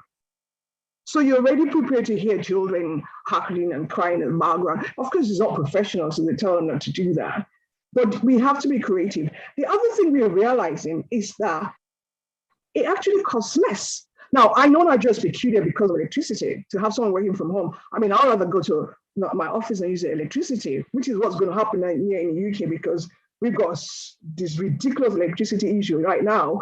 And I'm saying, come summer and come winter, I'm not putting my heating up at home. I don't live in London, I live in Hertfordshire, but I'm ready to travel to London because it's cheaper for me to go to London and to put my heating on. So that's how we have got to be. Organizations should look at it. The cost of setting somebody up at home and reducing your overhead in office. The House of Commons, we've got offices empty because the point is nobody's coming to work. So you've got buildings you're paying tons of thousands of pounds for in central London, but people prefer to work from home. So it's to be creative and to actually think, and as we say, outside the box. Interesting. Okay, let me just. Okay. Yes, Aramdi, please. Okay, so I work, and we both work in the manufacturing sector. So it's a bit tough for at least the people in the workshop, the people in the factories. They can't work from home.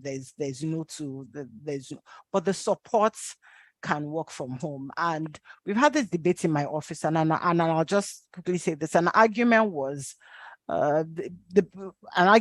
we're a team. the people in the workshop also want to feel the pulse of the support staff. The people in the workshop are not going to go on their laptops and be talking to the people. So there are times that they would want to see the support staff. They would want to feel their pulse. They want to ask them questions.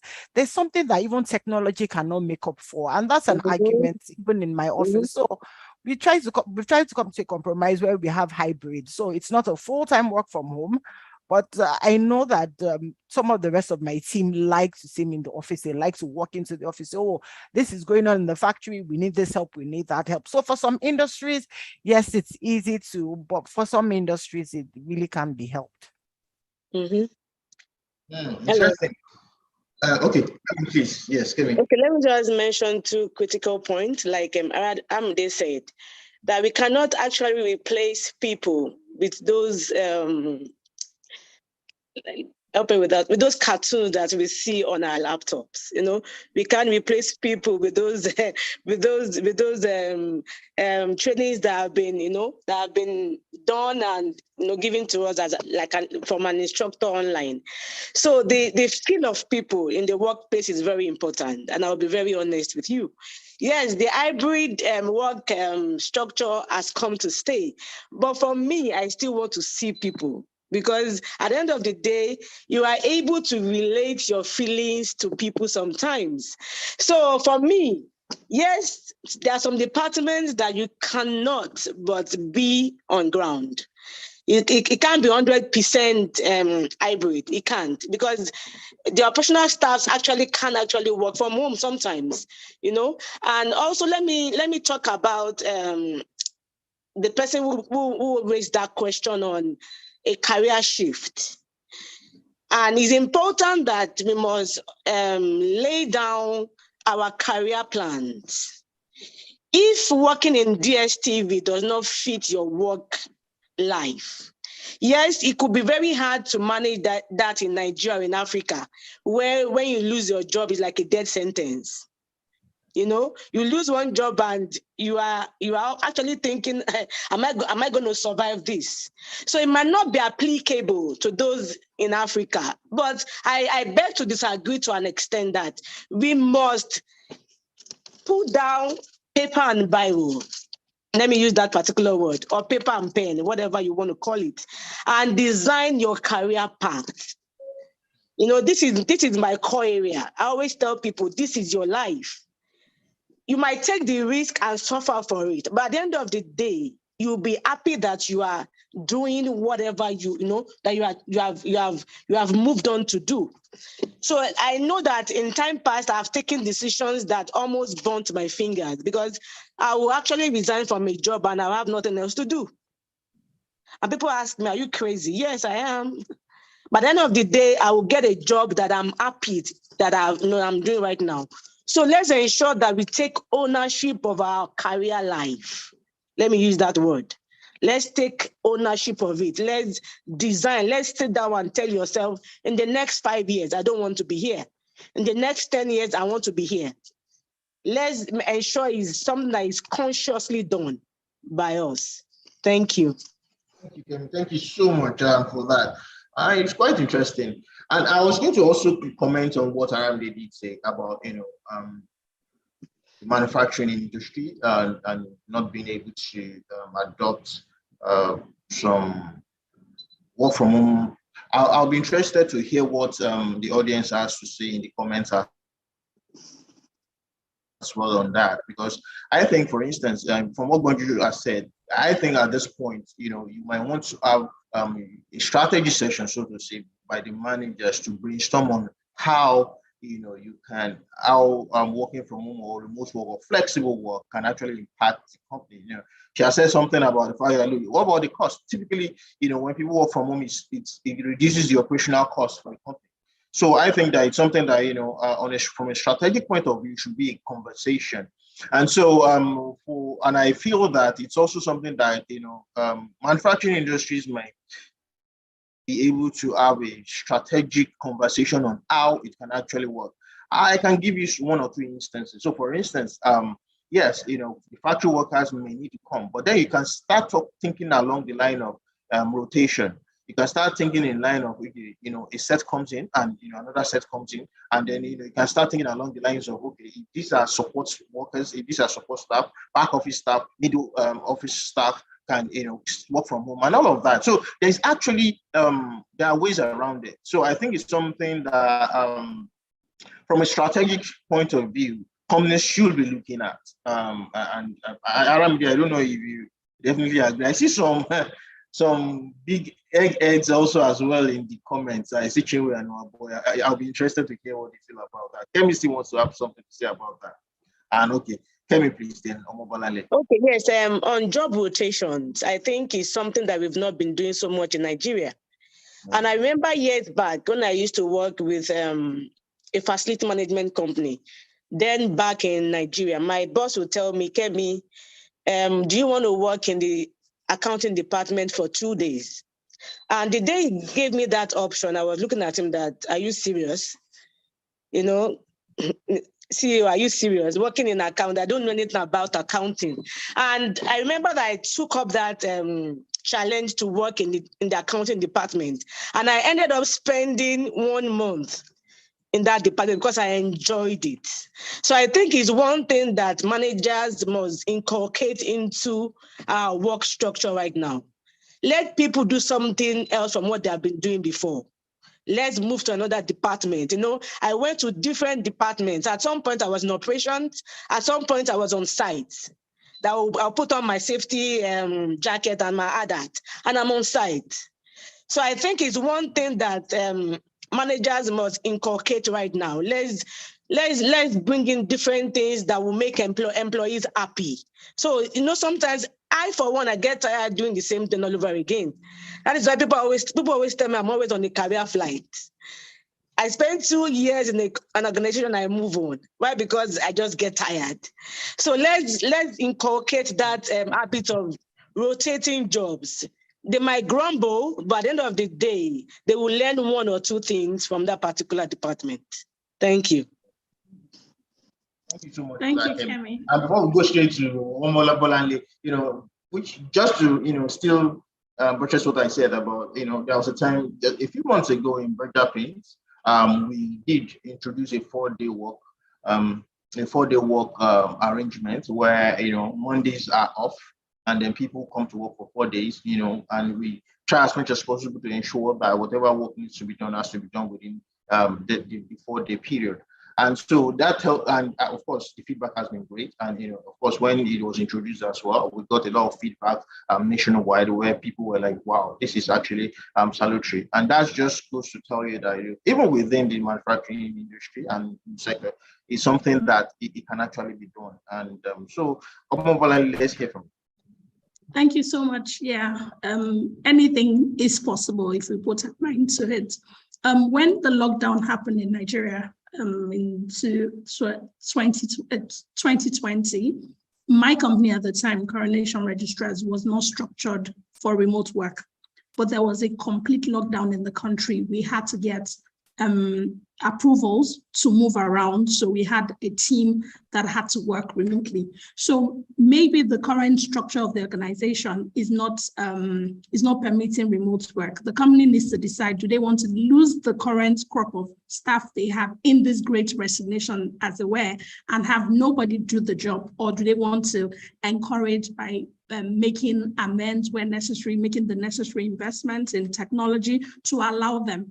My company at the time had to make a lot of investments in technology, and it made it possible for us to work remotely. So by the time the second lockdown came, it was easy to work remotely. So they need to find a way around it. And like Kemi said, the person asking if they need to make a career shift, or yes, that decision is ultimately yours, but you need to plan your life and be sure of what you're doing and follow it through. I always say, one of my mentors once told me that every job you do once you leave school, your first employment, is just a job, but that which you consistently do to build a career is your career, and never allow a job affect your career. So your career is your responsibility. Yes, you could at some point find something to do to keep you going, but be focused on your career. And if doctors can consult over the phone, I don't see why customer service can't, but it's up to the company to decide what investment they make and how they make their people happy in compromise and in reacting or in their reactions to the Great Resignation. Thank you. Oh, beautiful. Thank you so much. It can be done. You just need to put your mind and, you just want to put your mind and be willing to actually make your employees happy. Thank you so much for that, Omolale. My next question is going to go to Sheye. Sheye, the Great Resignation. How do you, from a company point of view and also from a national point of view, how do you benefit from the Great Resignation? Yeah. Okay, I think the first place to start is to look at the bright side of things, right? I mean, from the way it sounds and from what everybody's been saying, the Great Resignation is not what anyone would desire. It's mainly a negative thing. But I think for an HR person, this might sound funny or somehow. Let's say, for instance, you think you want to cut costs and you've been afraid of retrenchment or laying off people, and then so you have a start rate of 80 and you think you are spending so much on, you have so much overhead going to salary, and now 5 people are leaving. So that means they save you the horror of having to tell people to go, which will have created a bad image for you. But I'm sure you get a lesson in this. Of course, there is the argument on whether those people that are remaining will fit into the roles that are led by the other people. But that might be an opportunity for you to try somebody on the role, and you find out that they actually do excellently well and better than the other person that had left, who was earning a lot more. So that's just one way to look at the bright side of things and see how you can now effectively maximize the people that are still remaining in the organization. But of course, if you don't take care of them, they will follow those other guys that are left. So you can look at it from that very perspective, and also see it as a way of getting feedback. When people are leaving and they are leaving and they are leaving in the name of Great Resignation, or whatever it means, is a feedback, is an opportunity for you to get to understand that you are probably not doing something right. And I also believe that's why we conduct exit interviews. So if you ask people that are leaving, apart from maybe they want to relocate, and they give you particular reasons why they are resigning, and you can actually track from those responses that there is something that is fundamentally wrong, that will afford you an opportunity to correct those things, and probably you might just get a better workplace created for yourself, and then you might probably have cases of people leaving and becoming reduced. So that's just one way to look at it. Then for the individual, I think it's a way of looking at it as an opportunity for you to compete better. Let's say, for instance, I'm competing, I'm bidding for a business in a company where 30 people are coming. And out of those 30 people, 10 of them have decided to opt out of the bidding process. That means my chances are brighter. So that's the way every professional should look at it right now. But if you are not prepared for it, you also will not be able to maximize the benefit. So people have been saying it's not just because people are not getting employed, not just because we have too many people chasing few jobs. It's probably also because the people that are also chasing the jobs, they are not employable. So for you to benefit from the Great Resignation, you need to upskill, you need to be employable, you need to learn what are the skills of the future. What are the fundamental skills that employers are looking for, and position yourself better to be able to attract them. So I have a mentee, and she seems to have a good problem. Every single week, and this is not bragging, every single week she comes to me to say, people are bombarding her on LinkedIn saying, do you want to move? We have a vacancy for you. All the recruiters are chasing her. And I told her, that means you're doing something right.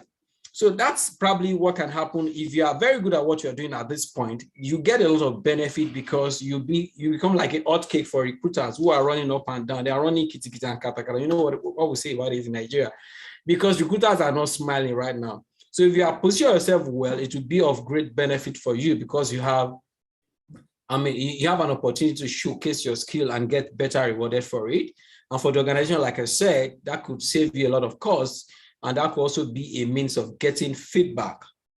And for the nation, it's just a call for us to look inward. People are leaving, brain drain hours. So what can we do to the people that are remaining in the economy? So the people that are on the economy should start thinking of what they can do to make sure the people that are still remaining in the economy are put to better use, so that at the end of the day, it will benefit the economy, despite the fact that everything about it seems to be and giving us negative signals. Yeah. Thank you so much for that beautiful exposition. I'm going to come straight to Marjorie. We've spoken a bit, Shay has spoken as well about it. From your own perspective, what do you think are some of the retention strategies companies may adopt to avoid the Great Resignation? I know you've spoken a little bit about it, but let's just have a recap. Yeah, thank you. So I'm going to give most of the examples from what I know is working, what we're doing in the House of Commons. So I work for the House of Commons, which is part of the UK Parliament, but House of Lords a bit different structures. So we've got our people strategy. We've got two outcomes. We've got two, well, I mentioned two of our outcomes. And one of the outcomes is to be an employer of choice. And the second outcome is a great place to work. And I think what an organization needs to do is whatever they're doing, whatever strategy they choose to work on or to work with, that it's in their consciousness as they go through this whole employee, the employee cycle. So we're talking from attraction to separation, whatever that means. So let me tell you some of the things I think is working, or some of the things we are trying to make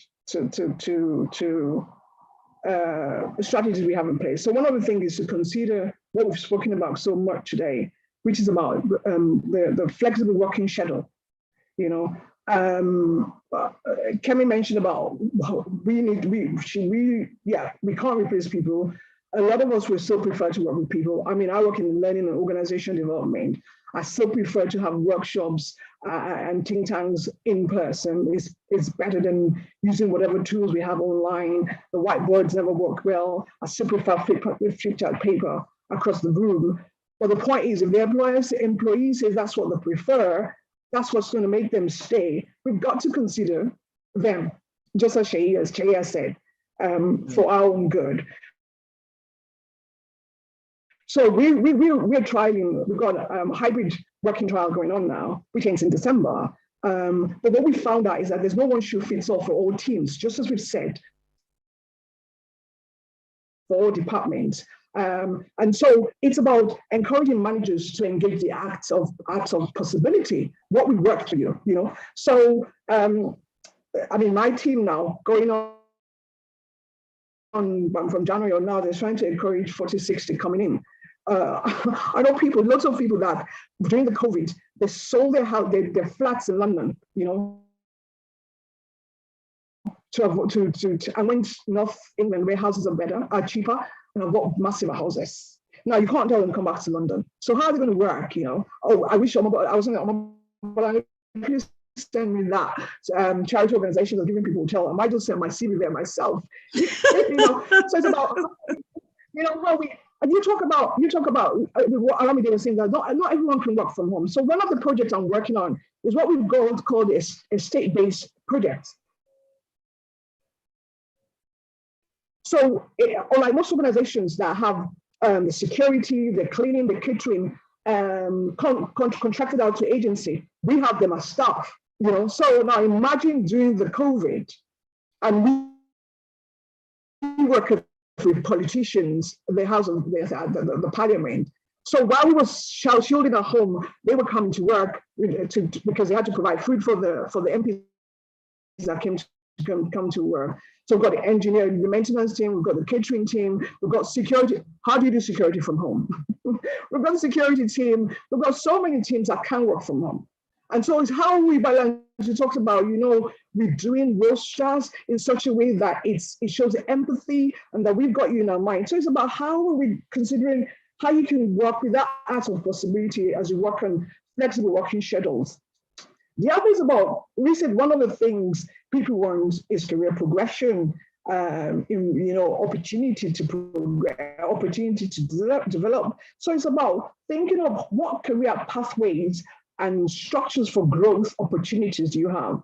So our outcome as the L&OD team is that our people feel able to grow. So whatever we're doing, whatever thing I'm working on, it's got that, does it enable our people to grow, the employees? And sometimes it doesn't have to cost a lot of money. Also, I am anti-training for training's sake. I mean, that's always been, I've been in L&D for quite a lot of time, a lot of years now. And just because you churn out training to people doesn't mean that performance improves, does it? We found out that training does not always change behavior. So it's about what can we be creative with, maybe with a little money, and encourage and let people know they matter. So right now, what I'm developing is a mentoring scheme whereby we're getting people who are complaining that they're down in jobs that they do not enjoy to come and be mentored. So we've got what we call reverse mentoring, we've got reciprocal mentoring, we've got the old-fashioned mentoring. Reciprocal mentoring means that I am a junior staff and you are a senior staff, but we're both mentors. So mentor you to realize how it feels to be below, the challenges I have, and you mentor me on how I can get up there. So you've got reciprocal mentoring, you've got reverse mentoring and all that. So that's working. You don't need money for that. We've got a lot of shadowing is another thing. I think that was what Kemi was saying when she said she was being moved around. So you get an opportunity to shadow someone in another team, and you see if it's something that you're cut out from. What I realized is that in the House of Commons, we've got so many, I'm so sorry to say this, so many Nigerians that are overly qualified in low-income jobs because of how they came in. Someone saw me a lot of them call me Auntie Bonjo, which is, it just, people don't understand. I said, yeah, I'm older than them, call me Auntie Bonjo. But someone said, and I said, she has a degree. And I said, you have a degree? And she said, yes, but it's from Nigeria. I said, my first degree is from Nigeria. And some don't even realize that they can use a degree. So what I'm championing now is to get these ones to rotate around teams and get internal promotion to try out things and try out things and then internal promotion. We have what we call career support. The whole of the L&OD team, we've got a team that got the career support coaches. We help you with form feeding, we help you with interview skills, we do mock interviews for you to ensure that within the organization, you are prepared for better life. That's why I say it doesn't have to cost money. And we help you, as I said, and because of an organizational-wide thing, you are telling them you matter. And that's what the core thing people want to know. I matter, and you're concerned about my welfare, you know. So that's another. So I have look for those career pathways that they can develop. The mindset about looking at it as, you know, in Africa we've got this mentality that your guy has the power. Yeah. If we can rethink it and think about the employee has the power, then developing them becomes something we see as a responsibility, not telling us to go and buy rice and beans from down the road, and that's, they have no option but to go and buy the dodo from Yasin down the road. Do you know what I'm trying to get at? So we've got those kind of things. Those are those perks, you know, that as employee perks that you can add that makes people feel valued, and they don't cost money, you know. And the third thing we have, and I think is very important, is having a robust employee engagement experience strategy. And that's one of the things whereby it's a two-way conversation. Don't forget, everyone wants to feel they matter. And when I feel I matter, I think was it Ayo Shaya that was talking about having shared, being part of shares. Sometimes you don't need to own shares to feel as if you matter. The fact that someone thinks about me ahead of what I'm thinking makes me feel I matter. So my work, as I said, with this estate-based, so we call them estate-based colleague because they work on the estate. It's called the parliamentary estate. And so so it's like, okay, so how can we, I'll be given the project team I'm working on is how to improve the lived experience of this non-desk staff, because the staff survey that went out after the COVID was so bitter from them having to come in, not having food on site and stuff. So how can we improve your lived experience? Now the communication is two ways. So we've got steering groups of people who from this network, from that community, who we test ideas on, who will feedback to us. We've got people called voice champions, and voice champions are championing our values, organizational values in their teams, to make sure their teams are living up to it, to find people who are feeling who have been maybe maltreated, you know, discriminated against our core values. And we've got what's called listening circles. And listening circles could just be a group like, let's hear what's happening to you, what's the challenges. That's how, so when you're giving them, when you're putting strategy together, people don't like things being done to them. They want to be done with them. So to have you have to co-create. That's a massive word we need to start looking at. So with that co-creation comes that oneness. So we have a leadership program going on in the House of Commons, which I'm one of the major leadership coaches in that, and it's based on social identity and theory. And social identity says that is an us-ness, US-ness. But we are all in it together, leadership, membership, followership, whatever you have.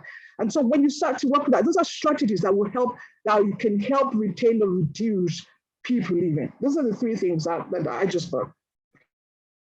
Excellent. I've learned a lot from what you've said. And basically, it's a question of being flexible and putting your mind towards ensuring that you take steps towards trying to make your employees happy.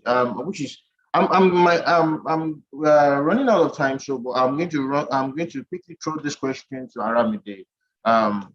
Aramide, in terms of succession planning and business continuity, the Great Resignation is going to have an impact on the operations of the company. And so basically it's going to disrupt your business continuity if you don't have a strong one. How then do you ensure business continuity and succession planning in the face of the Great Resignation from a governance point of view? Thank you. I think one of the ways is, like Bonju said, the employee retention strategies, and I won't even attempt to touch that. I think Bonju has done a lot of justice to that because I was taking a lot of notes. But beyond that, it's beyond having the business continuity plan. I think a few things here and there that businesses can do. One thing I would say is, particularly when you work in teams, ensuring that all your team members are carried along on a particular task. And someone asks, okay, how do you do this? Simple things like just having a group email. In my team, we have a group email, and apart from confidential things, everyone is copied on that group email so that everyone knows what's going on in that department. And if today somebody goes on leave or somebody resigns, business can continue because everyone is aware of what the other is doing, and I think it helps. Another tip I would also give, it's also in terms of training. There was a time that and I know some office that used to do that. They would just pick their A stars. Oh, there's this training, their A stars. There's this training, and then at some point their A stars start resigning, leaving their B stars. So what happened? So it's to focus on all your employees. My mentor used to say one thing: a team is only as strong as its weakest link. So you have to ensure that every one of your team members, everybody in your team, they're all A stars. And by training, someone goes on training, they come back, they do a transfer training. And I find it's all those little things. It's not just to have a business continuity plan in paper, but it's also to put all these little things in place. I think, like Omobalale said, COVID happened, and likewise, even in my own department, a lot of our processes paper-based, and we found ourselves scrambling to see that, people had to start buying data. They had to buy laptops for some people because we even had desktop laptops. So it's also putting all those arrangements in place, and COVID forced us to realize, okay, now we can't, people can't have desktops anymore. We need to phase it. We need to move into a phase where people have laptops. We need to move into a place where key members have data. We need to move into a place where all our paper documentations, they are digitalized, and there's also access in case another lockdown happens. So it's not just to have this paper, this nice fine prints in paper. It's by taking all those little steps here and there that ensures continuity of business. Thank you so much, Aramide. And then Kemi, I'm going to come to you next. I'm going to ask you, Kemi, are you there? What, from a HR practitioner point of view, what does the Great Resignation mean in terms of your job delivery? How are you able to manage this from an HR point of view? Okay, I think we've said a lot of things along that line today.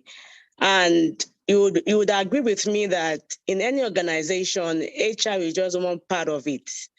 And every leader, I won't say human resource managers alone, every leader in every organization must design a culture that would enable the employees stay for a long time.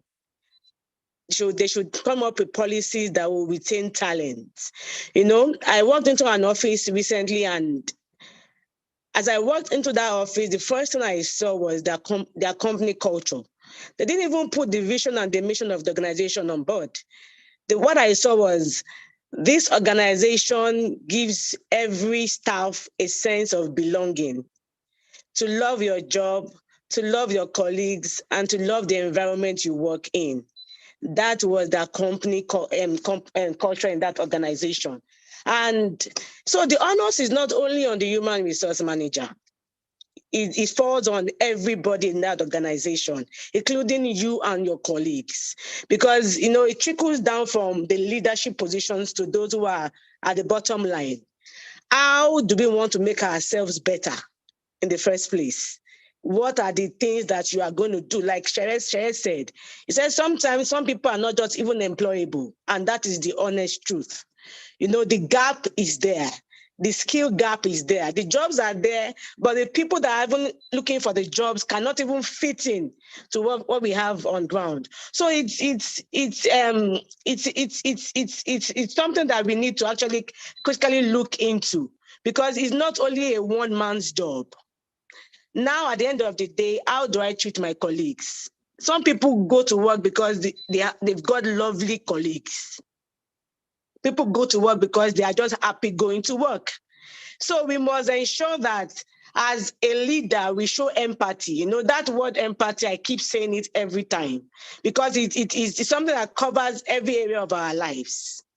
Why would I want to come? So someone should be able to come to work because I met Kemi today. I'm happy. She has made my day.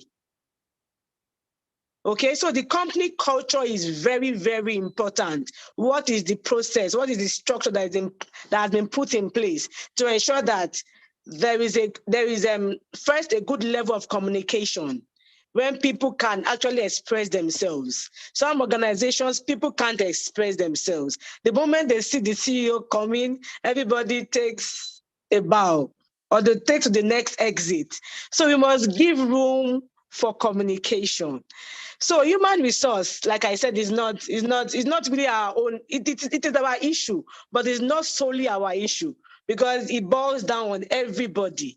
It is everybody's job right now.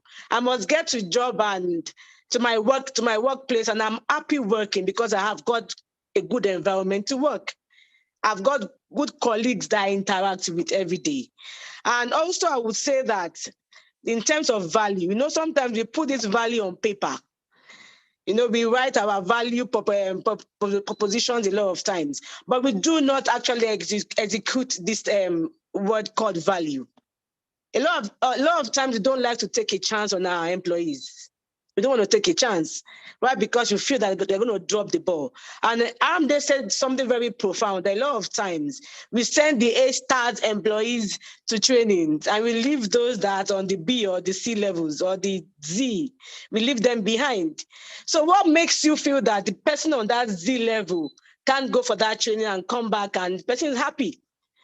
So we must ensure that we push these pegs, let it go round. It's not just one man's glory. It is a team thing. And we must ensure that we are not making somebody lacking in, somebody staying behind to say, okay, they don't actually recognize me, so I'm just, and that alone can make somebody walk out of the door. Yes. So it's not only an HR thing. I will not agree to that. It's everybody's job right now. Let's become individually, what are we doing to ourselves to upskill? And also, what is the effort you are doing to make somebody happy in the workplace? My co-colleagues, how am I making the person happy? And as for those who are leaders in organizations, what are the policies? Or even if we need to revisit our policies regularly, let's do that. Let's go on. People say You know, sometimes people visit organizations to check what they are doing, not because they want to be hired. I remember that I've gone for interviews only because I wanted to see what that company culture is all about. You know, I go for interviews like that and I ask questions. And I come back to my organization and I say, okay, let's implement this. Sometimes the managers will say no, but we'll keep on pushing until we are almost there. So we shouldn't give up to say that, okay, that I've put this on paper and the management is not actually approving it. For me, I would always stay there. Sher said something very important. He talked about resilience. Is it resilience now? I think I heard that word from him. We must be resilient in everything that we are doing right now. We must ensure that we push through. We're not giving up on time. You know, at the end of the day, you just want to be happy and you want to create a good environment for those people who are working with you. So I think that's the only thing I have to say. Oh, thank you so much. Thank you so much. So effectively, it's not just the work of HR to make sure that, you know, and I've also seen a comment by Margaret saying, Margaret is the head of HR project, and she said that, you know, it's very important to build relationship with colleagues because we spend hours together. And so I'll tell you, you've done a lot of justice to this topic. And last words from each one of you.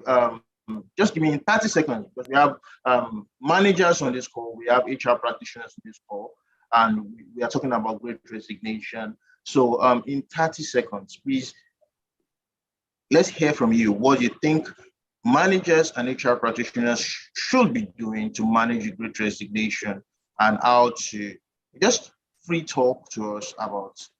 30 seconds. I'm going to start with Gonju.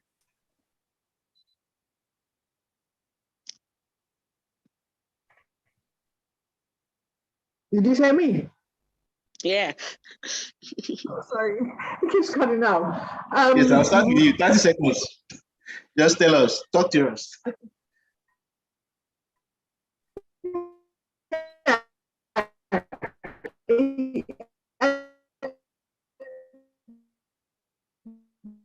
Is it my line or is it? I think your line was a bit bad.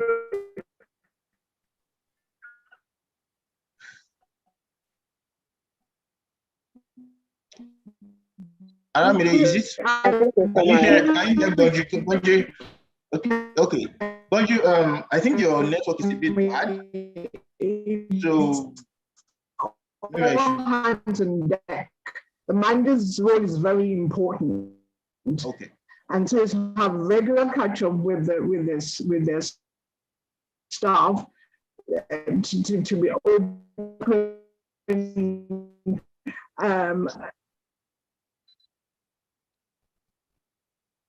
Okay, can you hear me now? Can you hear me? Yes, I can hear you. Bola, can you hear Bonju? Aramide, can you hear? Okay, thank you. Please go ahead.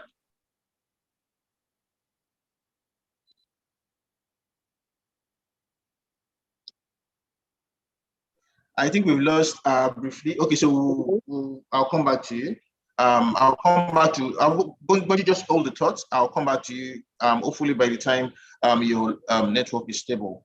So you talk to me, Aramide. 30 seconds. What should people be doing that they've not been doing so far on the Great Resignation? I'm not going to say. What I'm going to say is the way the pandemic came and led to the Great Resignation and the way employees are disrupting. Employers too, in order to attract, retain, and motivate top talent, employers need to disrupt and do things differently. That's all. Thank you. Thank you. Brief and straight to the point.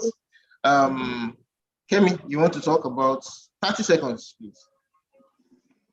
I think for me is about people achieving their dreams. Yes. Look, go after what you desire to do. Don't let anything around you hold you back. You desire to be a cook one day. This is the time that you have to do it. Okay? You desire to be a business analyst. This is the time that you have to do it. Thank you. Okay, thank you. Share. Okay, so final 30 seconds. I think I would say the the Great Resignation is not, I mean, for HR managers and management, like, it's not something you want to fight or live in denial of. It's here, right? I would rather advise that you manage and learn to mitigate. That's probably the best you can do. Learn to manage it, learn to mitigate against it, and learn to also, it should be a pointer to you that the workplace will not always remain the same. So you need to start planning for the future. You just don't know what is going to be the next phenomenon that we're going to be grappling with. So the equilibrium seems to be shifting. It used to be the employer's world, but right now you ask all the recruiters around you, they will tell you that the employees seems to be calling the shot a lot more than they used to. So we need to just prepare for the workplace of the future. Thank you so much. Prepare for the workplace of the future. Thank you. Yes, this is the first time since the Industrial Revolution that we've had for about 4 generations of people in the workplace at the same time. And then we're at a time where the generation that are coming, the Gen Z and the ones that we have not defined, are not only disrupting the workplace, we have COVID as well. So as employers, you need to chart the path. You need to define what matters to you. You need to think about business continuity. And as employees, don't hold back. Don't hold yourself back because you feel like when is your next bread going to come from? You need to be decisive about your career and then follow through on it. While doing that, make sure you're being realistic in your expectations and desire for yourself. Those are my final words. Thank you. Thank you so much. And we'll be back. We're back at Bunji. Bunji, welcome back. I see you had the network page. So your final thoughts. Sorry about that. I do not know what happened. I'm joining from my phone now because my Wi-Fi seems okay. Well, yeah, the last words is that managers have got to, there's a job for the managers to do. As Kemi said, it's a joint all hands on deck. And managers got to, uneasy wears the head that wears the crown. If you can't be a manager all round, don't take the role. So you've got to make sure that you have regular conversations with your team to ensure that they're in a good way. There has to be a big level of trust between the two of you. Between manager and the team members. And for everyone on this call, especially the Japa and the stay at home, there is big opportunities now in Nigeria. I know people who've been looking for a job for a long time that haven't been able to get. But as people are leaving, man, doors are opening for them. There's something Shay said, you've got to be ready. There's some emails I get from people for help. It's because I'm a coach. I do a lot of career coaching, and I just can't even be bothered with following up. Make sure you're ready. Make sure you tick all the boxes because there are great opportunities right now in Nigeria. Oh, thank you so much. Great opportunities in Nigeria. Thank you so much. I've learned a lot. I've taken a lot of notes from every one of you. And it's been quite an interesting conversation. At this point, I'm just going to call on the chairman of Kaizen Academy to give a vote of thanks to, and then we take it from the Mercy. Please, if you're here, please come on. Come on. Yeah, thank you. Yeah, thank you so much, Ayo. It's been such a fantastic session. I've been spellbound. I just couldn't, there was nothing else I could do, but just to listen to the panelists discuss and just dissect the entire topic we've had today. So thank you so much. It's been such a fantastic session. It's been very insightful, very educating, and extremely very interesting. So thank you so much. So to our panelists for doing such a wonderful job in dissecting the topic and just making the conversation very engaging for everyone. And these are conversations that we should be taking from here to our management teams as we leave the session today. I must commend the management team of Kaizen Academy, led by Lillian Madweke, for putting this up, for putting this entire session together. It's been such a fantastic process, and being able to have this panelists and being able to have all the nuggets that we've gotten out of here. So Lillian, well done to you and the team. For some of us that don't know, Kaizen Kaizen Academy Nigeria Limited is a consulting firm. We are based in Lagos and Nigeria. We provide bespoke consulting services with respect to corporate strategy, governance advisory, and also governance training. So please do look us up on our social media handles at Kaizen Academy NG. Also do look us up on our website as well. We want to thank our distinguished panelists. Aramide is in-house. So, you know, the Aramide, thank you so much. Kemi, thank you so much. Sheye, fantastic meeting you. Thank you so much. Bonju, Omobolanle, thank you so much. And Ayo, well done. It was such a very well, I mean, you were just awesome being the moderator. Yeah, because it's, and I'm sure that's because it's also a subject that's really dear and close to your heart as well. So we want to thank our panelists for making it such an engaging session and a very impactful one at that. We'd like to thank all the members of the press that are with us today and everyone who has joined us on this call. We want to thank you for your participation. We want to thank you for joining in on the conversation. Thank you so much. We hope to see you at our next session, and that's scheduled to hold on Thursday, November 3rd, 2022. So please do mark it in your register. You would have all the communication sent out in due course. And we have another fantastic subject, fantastic topic, and you don't want to miss it. Our topic is breaking the glass ceiling for in-house counsels,